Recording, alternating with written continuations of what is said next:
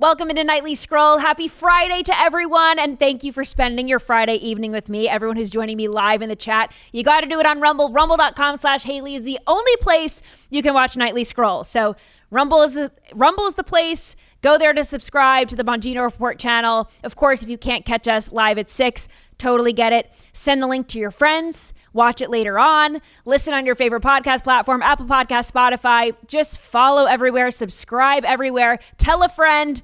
Everything helps, so I appreciate it. But let's get into the show. I've got a quick ad break to get to before we get into it. Let's talk about convenience without sacrificing quality. You already know I drink my blackout coffee right here on set. If you're like me and you need that caffeine fix fast in the morning, their coffee pods are a total game changer. These are not your average grocery store pods. Blackout pods are packed with fresh roasted, bold coffee made right here in Florida, and they make these single serve pod brewers. They work super fast with them. It is easy. It is actually delicious. I love it. I love all the flavors. It is not bitter. It is none of that stale junk. Just pop one in, boom, you've got a strong, smooth cup of coffee in just seconds. Whether you're racing out the door, juggling kids, jumping into back-to-back calls, this is your new morning lifesaver. And the best part is they ship nationwide, so no matter where you live, you can have Florida Fresh coffee at your door in just days. Head to blackoutcoffee.com/scroll or use code SCROLL at checkout for 20% off your first order. Without further ado, put your phones on Do Not Disturb. This episode of Nightly Scroll starts. A lot of the stories being covered in tonight's show, and that is protecting our children from an increasingly evil society. Across the nation, kids are being subjected to woke indoctrination in schools. They are being forced to change in locker rooms with the opposite sex. They are depressed, and they are turning to AI instead of human connection. We are cooked. And these younger generations are facing issues we've never dreamed that they would. Parents are waking up to the poison that's in our schools, on social media, in the foods we eat, and more. And here to help me navigate all of these wild headlines is an expecting mother. She is also the host of Underreported Stories podcast, Chrissy Clark. Welcome back to Nightly Scroll. Hey, Hayley, thanks for having me. Thanks so much for joining me. We always have so much fun, and there is not a better person to go through all of this with, not to freak you out, because I know you're bringing life into this world, and you're going to have to send, your son or daughter to school one day, and it's not looking good, right? So starting in Illinois, and this isn't just happening in Illinois, but J.B. Pritzker, he is going to enforce this annual mental health screening in schools, which I think is a total slippery slope. But starting in the 2027 and 2028 school year, Illinois is going to be the first state to force manual health screenings for all public school kids grade 3 to 12. And he says, Pritzker says, it's going to catch issues like anxiety and depression, and it's going to help them get on track academically and socially. I don't know about you, but I never really talked to my guidance counselor or anything, or even the school nurse about this. What about you? So actually, I went to public school all throughout my time from K till 12 in Illinois, of all places. So I can kind of speak to the system a little bit. When I first saw this, my thought process was third grade is way too young, of course. Like, what issues were you having in third grade resolving around anxiety? I understand we have phones, which you and I didn't have an issue with when we were that young, so I can't speak to that in terms of experience. But generally, that just felt really young. I don't know if this was just a high school thing. I feel like I might be a little bit more inclined, because a lot of the parents, there is an opt-out feature for this. The parents that are on the ball, the parents that are looking out for anxiety, depression, kind of weird, odd signs in their children, they're probably already going to opt their child out because they're reading all of those slips. Right. The kids whose parents maybe aren't and maybe are at a higher risk are going to not opt out. And those kids are going to get maybe a screening that they otherwise wouldn't know about, wouldn't afford. So I don't think I necessarily have an issue with this being done in a very concentrated fashion, especially what I witnessed in my high school growing up. I lived in a very affluent area, but I didn't go to a very affluent high school. And I think that anxiety and depression and just general testing of the mental capacity of the student body at the high school I went to might have been a good thing. But I don't think doing this to third graders does anything, because I don't know about you, Hayley, but whenever I get a little sick and I ask, Chat GPT or WebMD or whatever, what I might be sick with, I just kind of self-identify with that sickness and go down a rabbit hole. And if I self-identified in third grade as anxious, I just think that would perpetuate anxiety even further.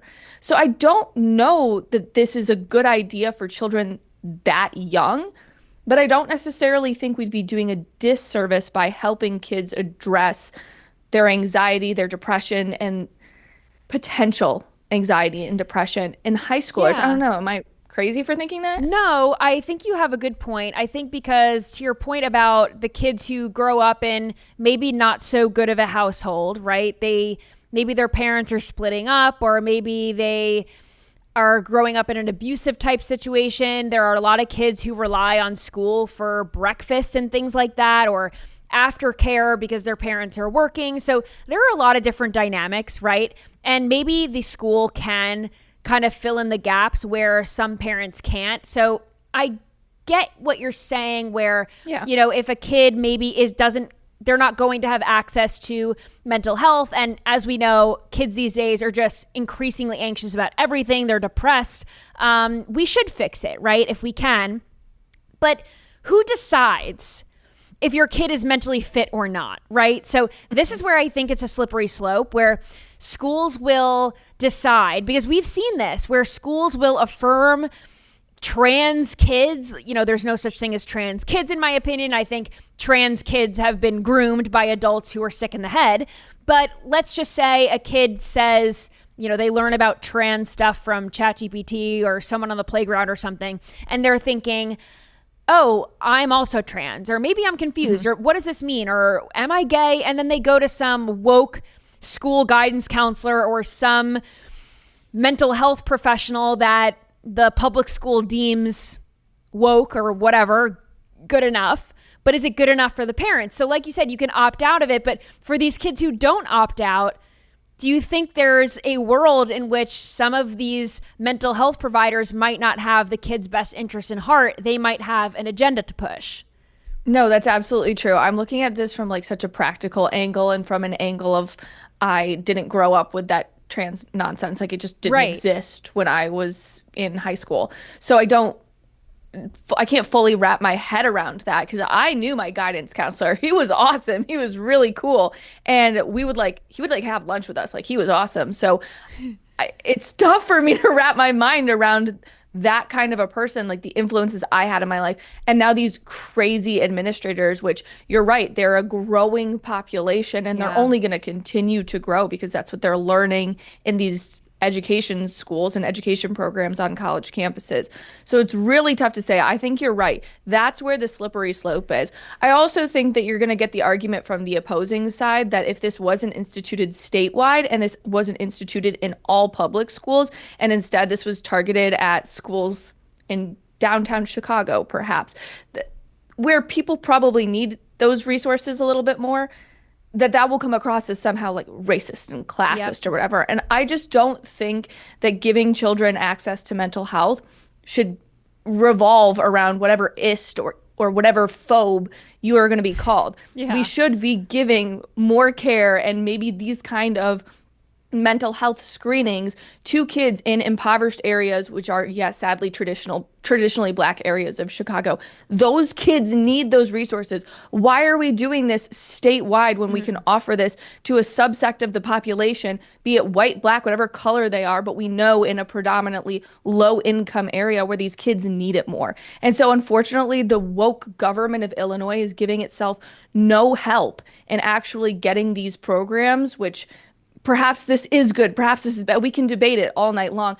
If it had any goodness to it, it's probably going to be spread so thin it's not going to actually help the people intended to help. Yeah, I think you make a good point there. And this is not just happening in Illinois. There's another instance in a Boston school in the Boston area. They were going viral for posting this youth risk survey. And now this is being investigated by the Department of Education's Student Privacy Policy Office because this was Burlington Public Schools in the Boston area. And this is a very graphic survey. They asked a lot of sensitive topics. So, Chrissy, I'm just going to read some of these questions off from this survey, and we can get into this after. So, which of the following terms best describes your current gender identity? Which of the following best describes your sexual orientation? Has anyone done sexual things to you or forced you to do sexual things that you did not want to? Has someone you were dating or going out with ever done sexual things to you or forced you to do sexual things that you did not want to? Has someone you were dating or going out with physically hurt you? How old were you when you had your first drink of alcohol? More than a few sips, it says in parentheses. During the past month, did you ride in a car or other vehicle driven by someone who had been drinking alcohol? During the past month, what flavors were your tobacco products? Which is interesting because it doesn't just say, were you smoking? It says, what flavor? We know you were smoking. What flavors were they? This is how big vaping has gotten. All the kids are vaping. This is horrible. We're going to get into that. We're going to get into all this. But some other questions. During the past month, how did you get your tobacco products? Have you ever had sexual contact with another person? Have you ever had sexual intercourse? Have you ever received sexual messages or nude pictures? What? It's disgusting. Dude, so like I said, Illinois public schools, so kind of crap. They actually put a similar survey out to us. I believe I was either a sophomore or junior in high school. Wow. The results were so skewed. And the whole point was they actually had pre-made these banners where they wanted the results to be one thing, and they kind of were. But the idea was that they were going to ask us, have you had sex before? And then do you think or what percentage of your classmates do you think have had sex? And it was like 24% of the student body or something like that had allegedly engaged in sex at the age of under the age of 18. Yeah, these are minors. Yes. And we all perceived that 74% of our classmates did. And I'm like, these numbers are ingrained in my head, to this day.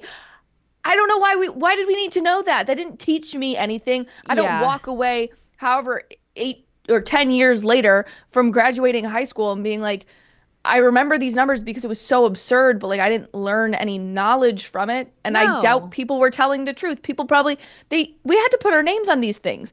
They give you an identity code or whatever. No way. Your student, your student ID has a code on it. And you had to type that code in, but it wasn't your name. I'm like, but it's the but code. You still look up who it is. Yeah. Name. This is insane. I'm not gonna put my name, whether I've done drugs, what? No. My first thought was, no kid is answering this honestly. There is no way, even if they said, this is anonymous, your teachers aren't going to look at the answers, I'd be like, then why are we doing this? Obviously, you're going to look at the answers. This is insane. And then what are they doing with this data that they're collecting? Is this a government thing that they're trying to get information? Is this an outside company who's funding it? I mean, I have a lot of questions, as I would have a lot of questions as a parent. And quite frankly, the parents probably didn't know that this was happening. Yes, but this is what's happening. You hit it right on the nose. And looking at the article right here, there is a third-party company that comes in, the public schools, using your tax dollars, of course, then come in and pay these contractors to do these kind of DEI seminars with the teachers, DEI seminars with the kids, and put out surveys like this. And you're spending taxpayer dollars, which could be going to a new swing set or perhaps quality mental health care for students, real guidance, scholarship, literally anything else other than surveys about whether you've had sex in sophomore year of high school.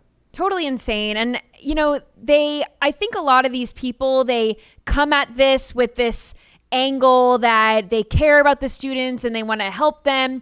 But the truth is, a lot of these kids they're mentally ill, and because of these lockdowns, they have been stunted socially beyond belief. I think the student unions and the school boards and all these people and all the draconian lockdown measures, they had such a detrimental effect that they really didn't know how bad it was going to be during COVID.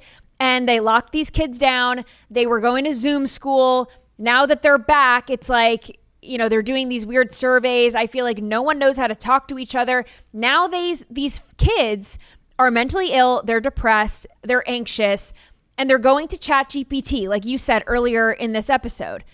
When you're sick, you go to Chat GPT. Younger people are using Chat GPT like Google, but not only are they using it like Google, they're using it as like a friend.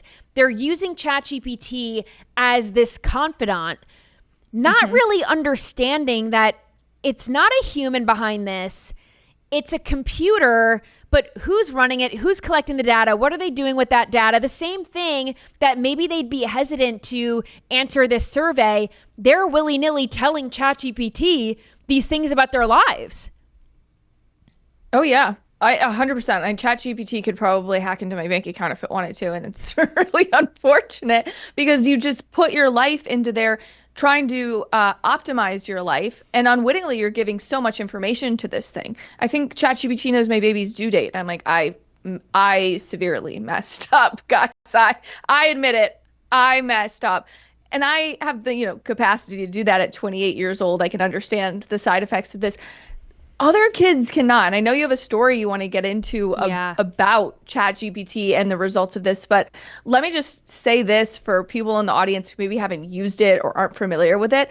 The big problem that people are seeing with ChatGPT generally is you could show it something ugly and it'll tell you it's the most beautiful thing in the world. You could tell it that you hit your mother and it'll be like, she probably deserved it. Like, that is kind of the level of audacity that ChatGPT has. It's a little bit delusional in making the user feel like every action they do outside of a screen is justified, and every action that they do online is also justified. It is it's basically a tool for justification of poor decision making and poor actions. Literally, I swear you could say that. What was that Trump line? Like, I could go to 6th Avenue and shoot someone and everyone would still like me. ChatGPT would be like, well, shooting is not okay. You might have been justified. Right. Like, it's crazy. Yeah, I feel like it affirms people's delusions. And then if people who are already mentally ill are going to ChatGPT, it's a recipe for disaster. So yeah, let's get into this story because a family is now suing OpenAI, the company that owns ChatGPT, for allegedly encouraging their son to commit suicide, which is so horrible. This is the family, the parents of Adam Rain, who died at the age of 16. And he went to ChatGPT at first to get help with homework. So, of course, the parents knew about the ChatGPT usage, but he said, okay, I'm using it for homework. And he did. He was using it as kind of a source for information, a search engine, if you will. And then he was telling Chat about his problems with anxiety, depression, some intrusive thoughts that he was having, suicidal thoughts, a suicidal attempt. And Chat didn't end the messages or alert him to any hotlines, like you were saying about kind of affirming these beliefs rather than putting a stop to it. OpenAI said in the wake of this lawsuit that it'll make changes to ChatGPT. It's going to be hopefully better in these sensitive situations, but it is very concerning that these young people are taking to ChatGPT rather than a trusted professional. Oh, 100%. And I think the big takeaway from this story is that OpenAI, while yes, of course, Sam Altman, the CEO, is not going to be out here issuing apologies left and right for, the problem of lawsuits in our litigious society and whatnot. But at the end of the day, you have to wake up and realize that we're the guinea pigs for all of this, right? And our people probably under the age of 25 without fully formed frontal cortexes probably shouldn't be utilizing a technology that A, is generally untested, B, promotes itself as having a PhD level of knowledge, and yet can't tell you what happened in the news this morning. It's actually quite stupid technology that has been branded as beyond the pale genius because it operates quickly. And then third, why are we putting this out to kids? It's hard because it's not like social media where you need a login and you need all of these access codes and parental permission and whatnot. It's relatively easy to get. Yeah. I think even on the latest iPhone, it just comes installed and you can hold one of the bottom buttons and it just pops up and you can take a picture of something and ChatGPT will tell you all the knowledge about that individual or being or furniture item or something. It's nuts what this thing is doing and how it's kind of being implemented into our daily lives. I feel bad for kids, of course, that this is being thrust in front of them and they're the guinea pigs of it. But I'm more frustrated at parents that they kind of believe the PR that's being put out. I read like daily news every day, which I'm sure most people don't. It's my job to wake up and read the news. And I've always found it really odd how much propaganda in the news is about AI advancement, conversations about AI, and other than, you know, the occasional Chat GPT search, AI is not something that's necessarily at the forefront of my life or outside of the tech sector really in anybody's life quite yet, unless like you're at the McDonald's drive-thru and you're typing the buttons instead of, you know, ordering from a human being. Other than that, it hasn't really taken over the way that people are catastrophizing. And I just feel like we're kind of in the midst of this weird phase where everybody is telling us AI takeover is imminent. And I'm just kind of looking at it like, it's kind of dumb.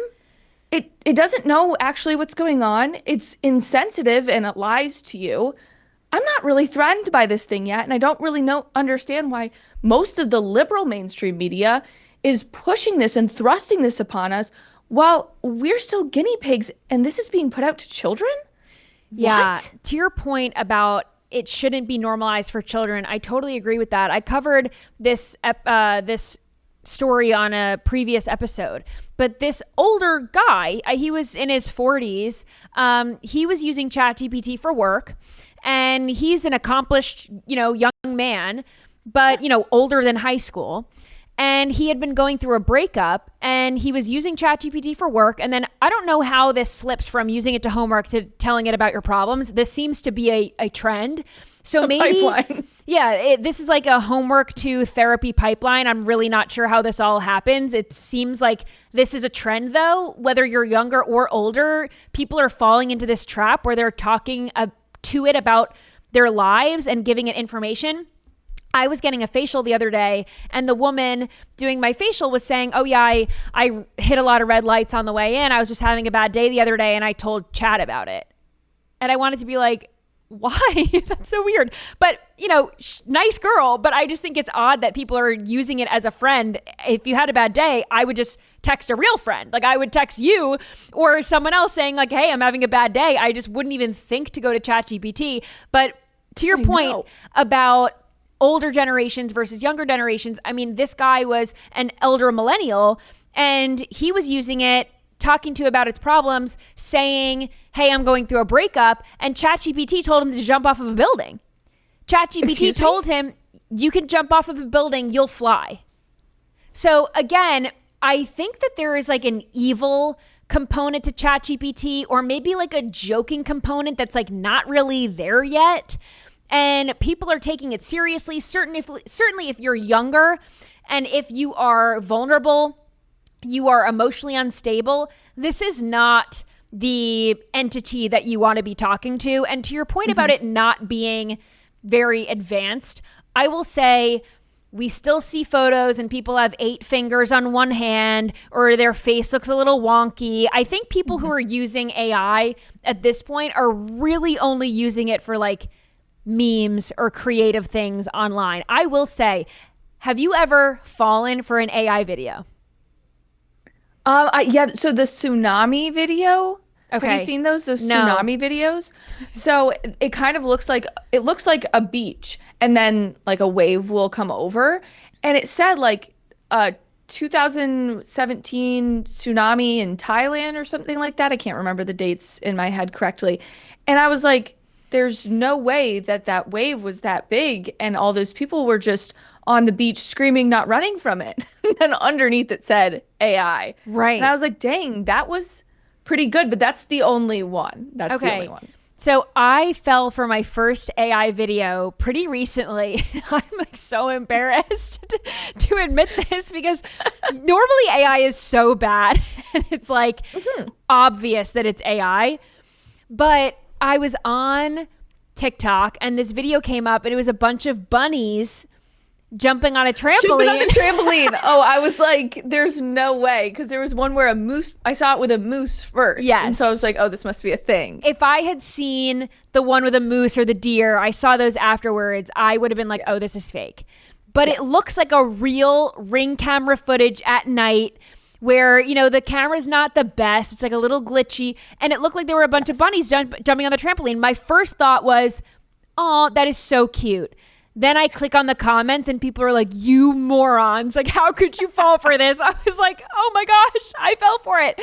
Then another thing that's crazy is that the other day I played a video of, it was like an AI video of the Cracker Barrel CEO, not actually like an AI rendition of the Cracker Barrel CEO. And she's running around the store, cursing and having like a full-on meltdown for losing all this money, and there are people in MAGA hats, and they're like, there's Confederate flags in the back, and people are saying that the pancakes are like a Kid Rock concert in your mouth and all this stuff. And I said in the video, this is AI, twice. Lo and behold, there are comments and people are saying, why would Cracker Barrel hire such a foul-mouthed woman? Why would Cracker Barrel do this? All this stuff. And I said in the video that it was AI twice, and it is so clearly AI, but people are still falling for it. I think it's not even a generational thing. I think people just don't pay attention anymore. No, I think it's on both ends of the spectrum that unfortunately AI, the readability of it is limited to a very, like, to the middle crowd, you know, like people over the age of, I would even venture to say 35 or 38 at the top end. Like, they're just not around this as much, especially a lot of like women. Moms are not on social media. No. Like, they're off doing their thing, busy. living their lives. There's things going on. And then kids, yes, kids are probably better at it than our 38 plus crowd, but they're still susceptible. Their brains aren't fully formed. I think there's like a small 10-ish year gap we have with people that are like, yeah, we know that this is AI, what's not. But other than that, it's like, gosh, what are we doing? Pranking grandma and pranking 14-year-olds? It's kind of awful. I know, it is awful. Well, so let's talk about teenagers, right? Because we're on this theme of protecting our kids. And Kim Kardashian was pictured with her daughter, who she had with Kanye West, Northwest. And Northwest is 12 years old. And this is what has gone viral since, because people are slamming Kim Kardashian for letting her daughter go out like this. She is dressed in a blue wig. She has a corset on. She has a short skirt on with black lace, and she's wearing these platform black leather boots. It is a very sexual outfit in nature, I would say.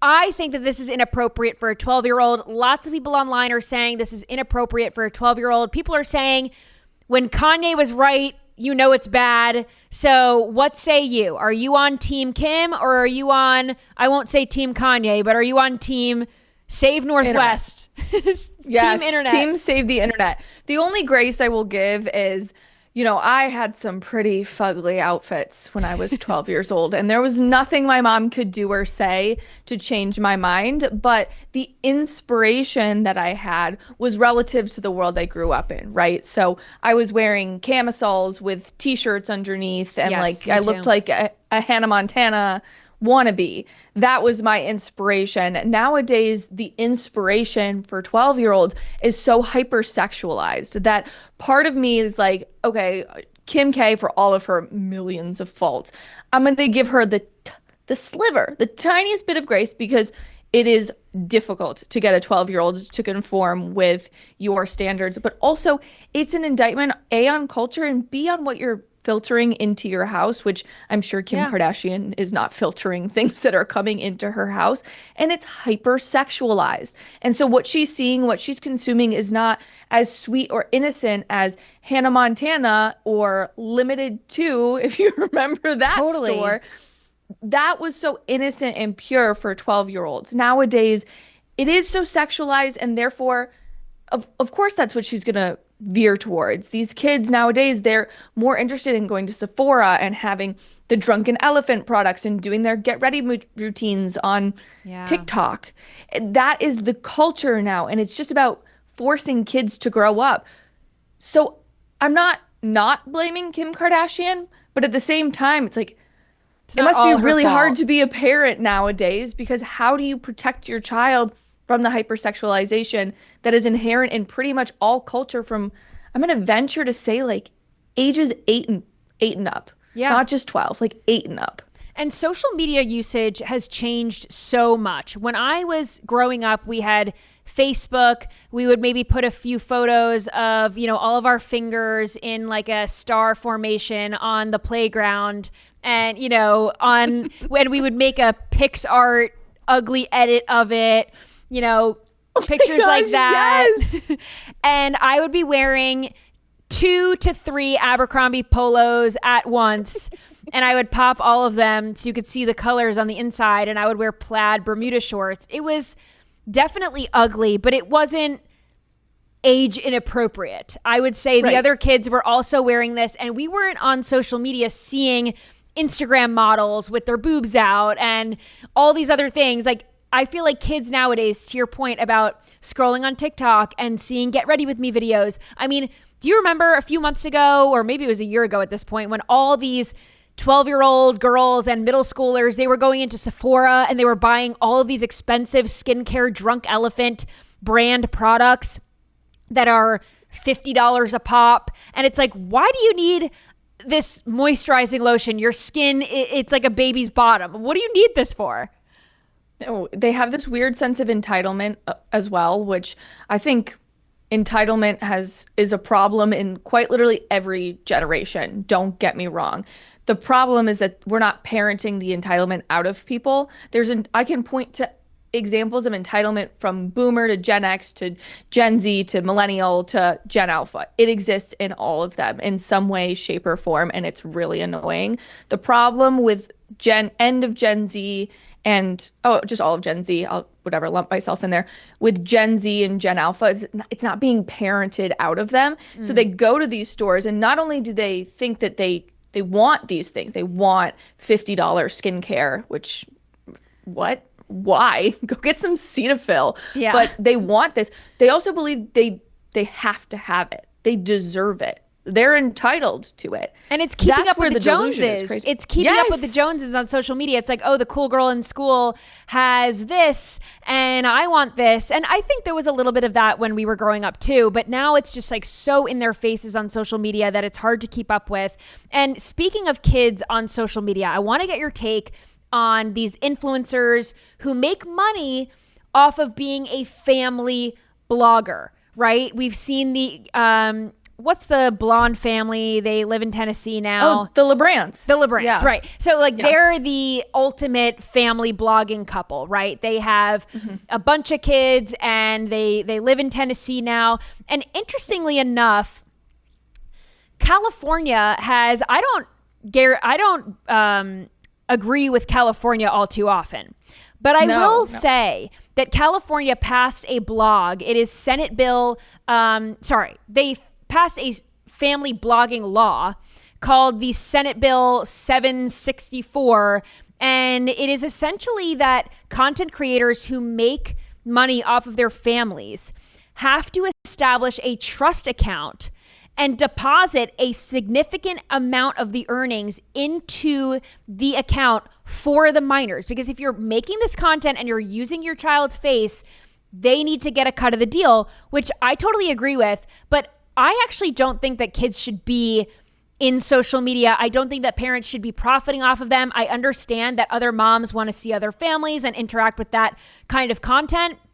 But a lot of influencers now are kind of doing the opposite, where they're making content. Like, do you follow Laura Fitz? She has the cute little girl Lena, and she has her son Sam. She decided halfway through, her daughter was getting famous, and she said, okay, this is not good anymore. I don't want people to recognize her. So now she keeps her kids' faces out of all of the social media. Allison Cooch, who's married to Isaac Rochelle, former NFL player, they are kind of like a couple blogger, I will say. They have a daughter named Scotty, I think it is. And, they have decided off the bat, right off the jump, never showing her face. I respect that. Where do you stand on it? Yeah, this has actually been a huge topic of conversation. I have two Instagram accounts, and you can try and find my other one, but you will not be accepted to it. I will block you. Don't worry. But I just had this conversation with my husband because we're expecting our baby in early 2026, and I was like, I don't think I want to post any pictures of his or her face on the internet. I don't think I want to post a birthday, and I don't think I don't know if I even want to post a full name. Like, I think I'm just going to call my baby S because that's my other my actual last name. I was just like, I just don't think that that's what I want to put on my personal or like my public social media. And so I went through and I vetted my entire private one. I had 3,500 people that followed my private account that I had somehow let through I'd either let them through the cracks, or they'd followed me while I had that account still public. 3,500 people who I'd never met, never talked to in my entire life. That is a fraction of the people that have access to all of these children on the internet. And I was like, I just don't think it'll happen. I've also heard horror stories of this just happened to one of my dear friends, and I feel so terrible for her. She had a personal picture of hers that it was just taken. It was going to a doctor. So we'll put it like that. It was taken on her phone, and then she was going to show it to her doctor of something bad that was happening on her body. Someone hacked her iCloud. They hacked her iCloud, hacked her phone, and was able to take that photo off of her personal iCloud account on her phone and posted it to Reddit for the world to see. Oh. It is disgusting what people will go to the lengths to do. So I have just generally speaking, I'm like, I don't know how much access people will get to my phone, to social media. So I have decided we are not going to be putting our kid on the internet. And I think that's just safe. Like, your kid cannot consent to this. So when we're talking about family channels, I do think that there is an age of consent-ish, right? It's probably somewhere in the 12 to 15 age range where kids can opt into wanting their face out there. Like, they're older, the LeBrants, right? The Tennessee. Right, the older one is family. older, yeah. She's older. She can probably make decisions for herself about whether or not she wants to be dancing, whether that has an impact with her at school. But generally speaking, like, why are we putting kids' faces everywhere? Why are you trying to get famous off of your kid? I just find it weird. Yeah. I just find it weird. It's like people did that with dogs at first, and now it's like kids are the new dogs. Yeah. It's weird. It's giving stage mom energy. I don't love it. It's like you're profiting off of your child. I think it's kind of sick. I totally respect your decision. I think you can't go wrong by not posting them. And once you do post them, you can't go back, right? Because the internet is forever. You post photos of them, people can screenshot it. We've seen this with videos online of people posting videos of their daughter, and then there's 30,000 saves on the video. And it's like, it's like, who is saving this? What are they using it for? You just never know. So I think your best bet is to just keep kids off of the internet. You can't even trust people that you do know. So in my opinion, I think you're making the right decision. But speaking of photos going viral on the internet, unfortunately, we have to talk about Taylor Swift and Travis Kelce. Just quickly, for people in the chat who are watching, I'm sorry, we're going to get over this very quickly. But I saw some people in the conservative movement commenting on this, saying, I don't like Travis Kelce, I don't like Taylor Swift, but I'm happy for them. That is the camp that I am in. I think that they're annoying. I think that they're attention seeking, don't like them. But I will say they seem to be happy together, and for that, I am all for it. Now, I have seen other people in the conservative movement saying, well, I hope they have a ton of babies, and I hope that they reverse the population decline by influencing more people to get married and have babies. But they haven't even said if they're having kids. Like, they just got engaged. They're not even married yet. So are we jumping the gun? Ed, I think is Travis, his dad's name. Yeah, he's like so not media trained. He said the reason they're getting married is because they can't wait to start a family. So I think that's where people are getting that from. Well, maybe. Do you think she's pregnant now? I don't know. I'm not going to speculate on that. I have no clue. But also, I think that getting pregnant, and as somebody that's like currently going through it, there's nothing that's made me more conservative than getting married and getting pregnant. There was even a part of me where I was like married, but still like in a girl boss era post marriage between getting pregnant. And I'm like, I'm the most traditionally conservative I've ever been in my entire life. So I keep hearing the argument like, oh, what is like people getting married and having kids? Like, what is that going to do? We're just going to have a bunch of liberal babies. And I'm like, I don't know. It's kind of like, it's going to make them all more moderate. All these psycho libs that are like, we're not going to repopulate because of the climate. Like they're not populating to begin with. Right. So who cares about them? It's like the moderate liberals that we might. So you're saying there's a chance I could get even more red pilled. I could get black pilled one day if I get married and pregnant. Well, I'm looking forward to that. Yes. You think you're conservative now and then you get pregnant. Just wait. Like, nothing else in the world matters except for my kid. Give me 18 guns. I will shoot anybody that gets near me. 18 guns, no vaccines, no social media. I'm going to live off the grid. I'm going to homestead. I'm going to make my own food. The pipeline is there. It goes from sourdough to completely homesteading and farming and having your own chickens and eggs and all of that. So I started life. Construction already. We just got a home and we've started construction on the backyard garden. And Jake's like, we're going to have a chicken in a month. Yeah. Well, let's focus on having a healthy baby first. Then we can bring some chickens into the mix. And I have had your sourdough before, and it is wonderful. It is very tasty. So once you start with the chickens and the eggs, I'll fly back to Tennessee. You'll make me an omelet. How's that? Absolutely. Well, I wanted some flaky salt. Yes, so good. So good. So I wanted to talk about having families in general and having a big family. So the Financial Times did a piece about how having a big family now is the ultimate status symbol. And here's an excerpt from this article. It says, once upon a time, it may have been flaunting a rare handbag, sports car, or flashy watch. But with soaring costs of living and shrinking household sizes, an uncertain global future, and a noisy pro-natalist rhetoric, perhaps the most serious flex of wealth in developed countries in 2025 is something once considered a natural part of human life, having kids, specifically lots and lots of them. Interesting. What is your take on, because people talk about the population decline, famously Elon Musk, he says nobody's having babies. I think a lot of it is because of the economy. I do. I think a lot of it is just circumstances. People can't buy houses. Therefore, they're living in an apartment. Oh, we're not financially stable enough to have a kid. Let's get a house first. Or I just think that life is more expensive now. Like getting married is expensive. People are kind of getting themselves into debt. And then when it's time to have kids, it's like, oh, I don't know if we could do this.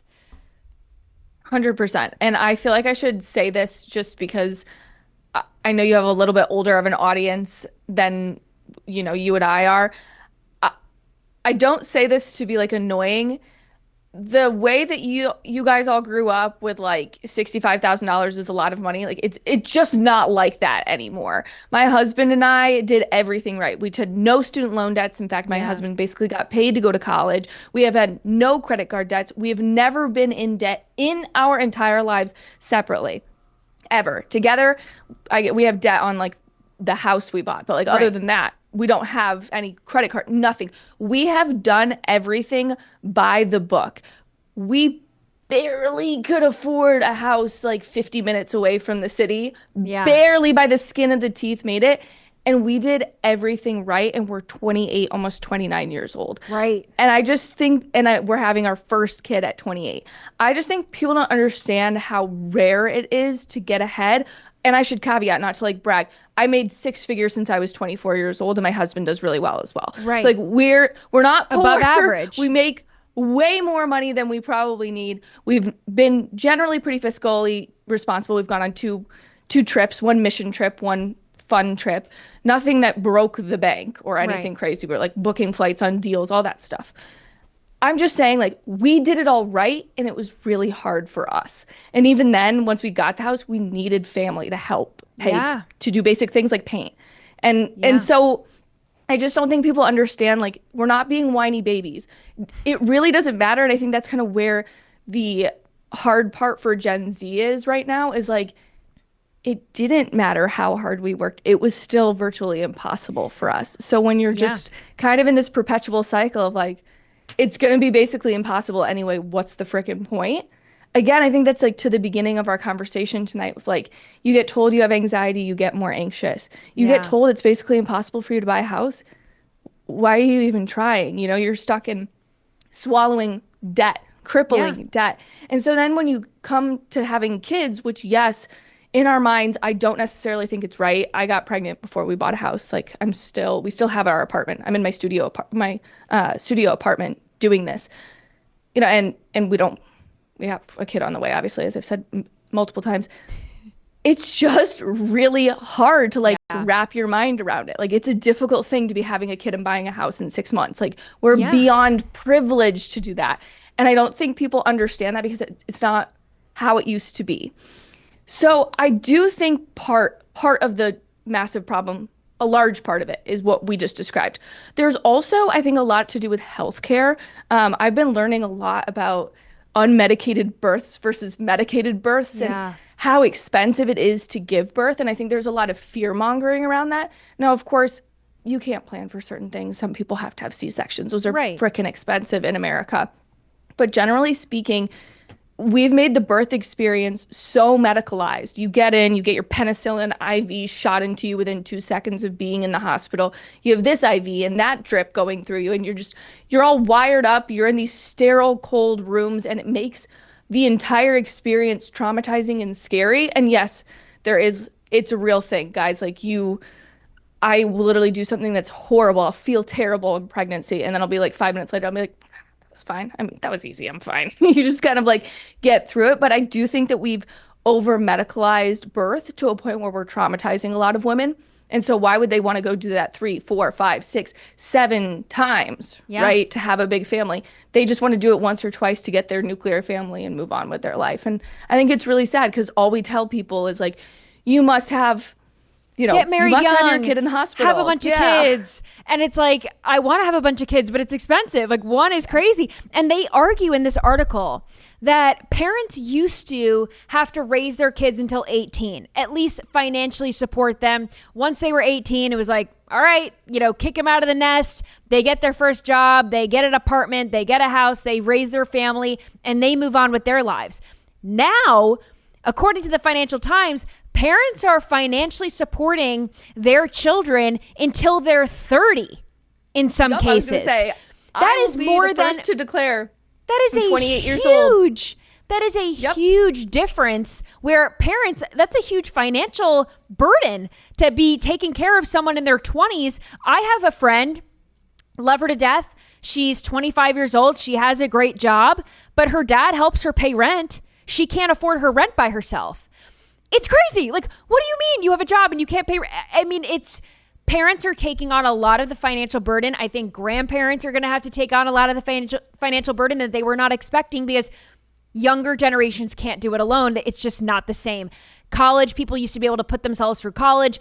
I'm 10 years out of college and I'm still paying back my student loans. So, and I can't even fathom buying a house. And I do well for myself. Like I do relatively well. I have a good job. I'm fiscally responsible. And I couldn't even imagine buying a house, not by myself for that matter. Like I would have to meet someone and go in on it together. Like a lot of people, It's crazy. Speaking of rent, there's another headline that I want to get to you. And then we're going to get into some scrolling time videos because I think that'll be fun. But this headline says more young people aren't socializing because they have to pay for rent. They are skipping meals out.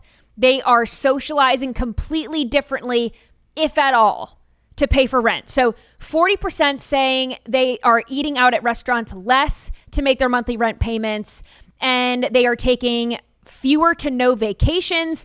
27% said they are borrowing money from family or friends just to make rent, and 25% say they are working extra shifts to afford housing. So like we were talking about, people need to now work 2 jobs to just afford rent. And I was trying to think about this. And I've talked about this before. I think we had a conversation, my producer Andy, one of these days. I forgot when it was. But we tried to think about, can you hang out with someone for free? If I invited you over and I said, hey, let's watch some trash television or a movie and we'll just have a wine night at home. Well, a wine night turns into, well, now we have to buy wine. Well, we're not going to just drink wine. Let's have a charcuterie board. Yeah. Now we're going to go to the grocery store and now we're going to spend, $20 on cheese and crackers and whatever else, or we're going to order a pizza, or even if you go for a walk with someone, which is supposed to be free, well, let's walk into this coffee shop or let's get lunch after. It is very hard to hang out with someone for free. And I think this is part of the reason why a lot of these Gen Zers and Gen Alpha who were impacted deeply by COVID-19 and the lockdowns, they got very used to being a lone wolf. Yeah, I will say we have always been saying that we were really blessed. So I had a really tough pregnancy. I was basically unable to work, move, eat, couldn't walk, wasn't going outside. Pretty much spent the entire day either asleep or throwing up for 10 straight weeks. It went on for 10 weeks. And in that time period, other than the occasional McDonald's run to get French fries, we didn't do anything because I couldn't do anything. Yeah. And if I had not been that sick for those 10 weeks, we would not have bought a house because we did absolutely nothing. But let me tell you, at the end of those 10 weeks, I looked over, Hayley, I'll be vulnerable for a second, sobbing to my husband saying, I know what I'm doing is really important, but I've never been so sad in my entire life. It's miserable being that alone. And I had my husband every single day and my cute little dog every single day and my growing baby. And my life was incredibly blessed. It's effing depressing. And so I get really frustrated with older generations that look down on us and say like, oh, well, stop getting your whatever, $7 coffee. Okay, stop getting it in excess. Absolutely. But like, gosh, we're unsocialized. We can't afford to socialize. We just want some hit of dopamine. And of course, there's a difference between cheap dopamine and like true, real dopamine. That real dopamine is coming through a friendship, and that's harder and harder to obtain nowadays. And so we go for cheap dopamine on Chat GPT that tells us to kill ourselves, apparently. Yeah. And it's just like a spiral downward. And the truth of the matter is that either the prices of things need to come down in some way or the wages need to go up. And I think that's why, ironically, people hate me for making this point, the Trump movement and the Zohran Mamdani movement, what they stand for is really not all that far apart. They just have radically different ways of getting there. Both of those subsects of the population have realized the government doesn't give an F about us. They don't care that we're suffering. They don't care that we're depressed, getting our happiness from a screen, and can't afford basic things like rent and healthcare. Yes, that is wrong. I don't know why the right, and I'll be critical of myself here in this too, because I used to think this way. I don't know why that makes you a socialist to say that. Like, when were we on the side of Afterpay or Klarna or all of these companies and corporations that are basically saying like, hey, you want to get Chipotle so that you can hang out with your friends? Oh, don't worry, you can take that in like 4 installment payments with a 17% interest rate. Horrible. Like, they're just scamming us. Bankrupting. Left and right. Bankrupting an entire generation, indebting an entire generation, and then we have older people looking down and go, well, if you just wouldn't eat avocado toast. Like, that's not it. That's not it. There are predators out there. There are predators out there coming for us on the left and the right, and these populist movements, be it left or right, are right and saying that this is not okay, this is unacceptable. Yeah, totally. Speaking of unacceptable, once the Democrats used to champion these woke words, and now they are saying unacceptable. We have to move back. Things are not working. So do you remember back in the 2020 days, they were saying words like chest feeder and birthing person and Latinx and all these woke words. You remember that? Yes. I just did a reel all about this. Okay, well, a think tank called Third Way, a left-leaning think tank, they published this memo basically saying, leftists, Democrats, if you want to look like normal people, you got to ditch these words. So they made a whole list of, there's a section on here that says like gender, and there's a section on race and therapy speak. So Don't say privilege. Don't say violence. Don't say dialoguing, othering, triggering, microaggression. I'm already pissed off just looking at this list. So, hey, they're onto something, right? I mean, these words are annoying. They're not genuine. And certainly it didn't work for the Democrats. These are the kind of things that get people turned off by them completely. Yeah, and I actually think that this memo does a really good job at attributing why these are really annoying. If you see it, it says, like where it says seminar room language underneath it, says this language says, I'm smarter and more concerned about important issues than you. Your kitchen table issues. Like, not only do they hit the nail on the head with like, these are really annoying words, like shut up. But the rationale is like what human being likes to be talked down to. And that's what those words convey. And I don't think the far left, the people that engage in this quite understand that it's not just demeaning to like the right and the general population, but ironically, the very demographics that they're going after. Low-income Black people don't have the ability to give a flying F about dead naming or pregnant people instead of a pregnant lady, like the unhoused instead of homeless. People that don't have the time, energy, capacity, which really is the lower class, working class, middle class Americans. It's an elite cabal of people saying, I'm better than you because I use this language. No, you're freaking not. So I liked this memo because not only was it hitting the mark on, yes, this is probably why the average person is not jiving with your platform, but also why. And that's very rare in this Democrats trying to figure out post 2024 why they lost. Totally. I'm with you, Chrissy. Let's get into my scrolling time segment. I've got some fun videos that I want your rapid fire reaction to. So let's get into it. This is a woman who is claiming that President Trump is making it very hard for women to be childless and single. Watch this. I really hope that this administration knows that I don't care how difficult you make it for me to be a single woman in this country. I'm not having kids. I'm not fucking doing it. I don't care if you make it illegal. I would rather go to literal prison than be in the prison that is motherhood. I'm not fucking doing it. I don't care. Find me, charge me, put me in jail, give me a criminal record. I don't care. I'm not having any fucking kids. I think she's watched a little too much Handmaid's Tale, but what's your quick reaction? She spends too much time on TikTok. This is a whole thing. I'm actually working on a video about it right now, about how this child-free lifestyle is like the ideal lifestyle. I kind of thought that too until I had a kid. And now I'm like, oh my gosh, you guys are such losers. Yeah, you're not living. You're losers.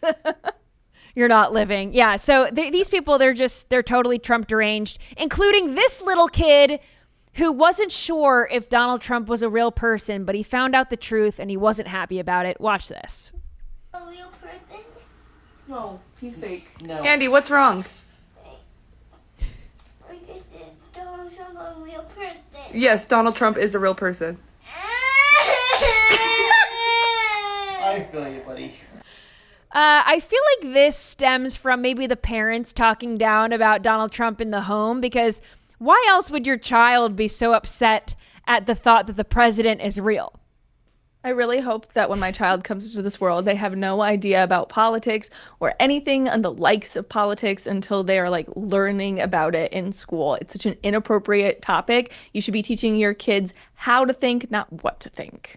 Totally agree. Chrissy, thank you so much for joining me. Quickly tell everyone where they can follow you, your podcast, your socials, everything. Yeah, so my podcast is on a hiatus while I grow a human. But other than that, guys, you can find me on Instagram and TikTok at the Chrissy Clark. And I still post, they're called Underreported Stories. So news stories that if you turned into CNN, MSNBC, or Fox News, you really wouldn't hear about. And that's my whole MO. So I'll see you over on socials. Awesome, Chrissy. You are the best. Thank you for joining me. And thank you to all of you that were watching. Couldn't do it without you. You guys make it great. I love all the interaction in the chat. If you want to join people in the chat, got to do it on Rumble, rumble.com/Hayley. Of course, in the meantime, you can follow me on social media at Hayley Caronia. And I will see you right back here on Monday.